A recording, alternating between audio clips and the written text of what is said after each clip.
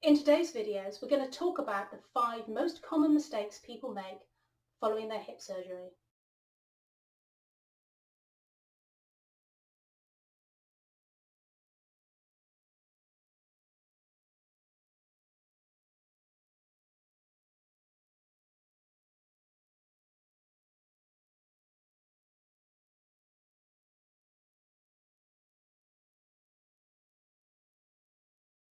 If you are not comfortable, then you are not going to heal so well, and you're not going to be able to do the exercises easily and without pain. And that is the main reason you had surgery in the first place. So take your pain relief.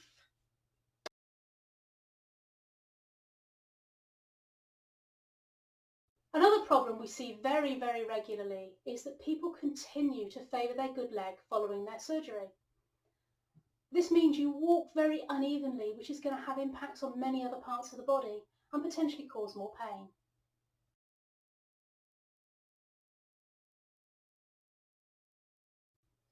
Another big mistake I see again and again is people getting rid of their walking aid far too quickly, or worse, using it badly.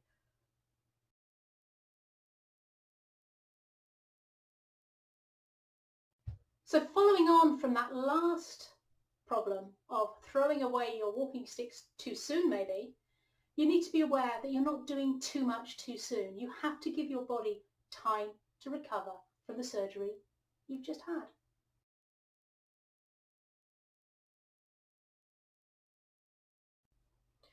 Doing too little is almost as bad as doing too much.